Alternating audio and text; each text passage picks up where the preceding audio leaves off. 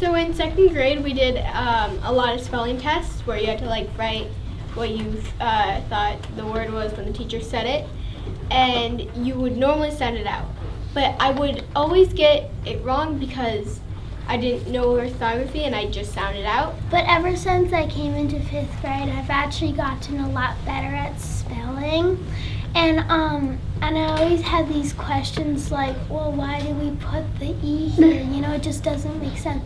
And you taught me why you put the E here and why you don't double. I think orthography is really cool because I could go up to a first grader and they would be like, hey, do you know how to pronounce this word? And I could tell all about that word. I could tell where it's from and what it's about and a lot about it, which is really cool about orthography. I did TERR as a unitary base. It comes from Latin and it means frightened, filled with fear. Then I found the word terrific and then I was like, but I remembered terrific as meaning very good. So I went to Edom Online, I looked it up, and actually in 1660, it means frightening, in 1809, it means severe, in 1888, it means excellent. I like figuring out the numerous bases because it helped me figure out words meaning say respiration. SPIRE means to breathe, and SPIRE is a base in respiration. I like how we put words up on the board and people do how they think they should get split up with the bases and prefixes. And I like how we talk over them so we can learn new things about the new words. I didn't know that victor means winning of a battle, and it's from Latin verb victus. I personally like doing the IPA because I liked how it was more about the pronouncing, not the spelling. I like writing our names in IPA. It was fun to learn about how each letter is different from what we usually call it.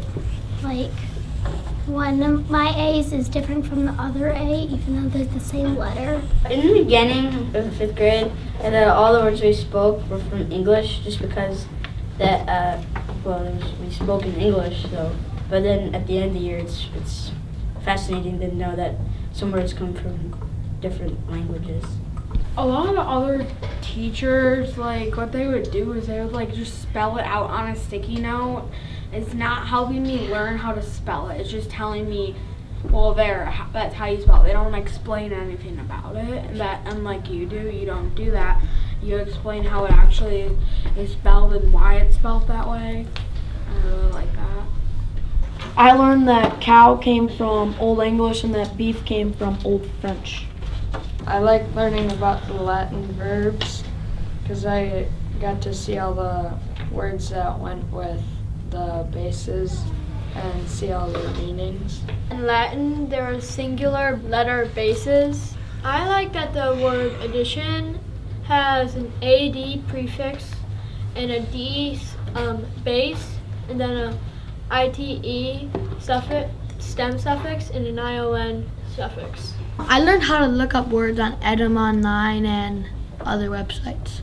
Ever since kindergarten, we've been learning how to sound out words. So then when we got to 5th grade, and we were taught not to, and we were learned to do orthography. And once you get the hang of it, it's much easier than sounding it out. Much easier. I liked working on the PTER base in pterodactyl. I also liked working on portmanteaus. Portmanteaus are two words put together, just like a suitcase when they close together. I didn't know ginormous was a portmanteau. It's actually made out of giant and enormous. If you have a TCH in a word, the vowel is always going to be short. I really liked researching the word nice because it meant kind of the opposite a long time ago, because it meant foolish and stupid, which was kind of cool. I like doing the separate word posters because then you got to choose a word that you were interested in learning about. I liked investigating oxymorons and learning about them. Oxymorons meant the opposite, basically. And my favorite oxymoron is butt head. the last a couple of years, like they just like, why is there an E there? Well, there's just E there, just write it like that. You wouldn't do that. You like explain it, and then we research it, and then they make us understand it better, which that really helped. You like give us challenges, and you make it fun, and you help us explain stuff. But then also, if we have a question, you'll try to make us figure it out, and then if we need help, you'll like help us, and that's really like fun. One thing that I really like about you is that I ask a lot of questions, and the teachers in the past usually just cut me off when it gets too long, and you never do that, and I really like that. I honor questions. For a community of learners, best thing we can do is ask questions. I feel like now that I know about orthography and stuff, now if I ever have a question about a word at like home or something, I can go on Edema Online and figure out what it actually means.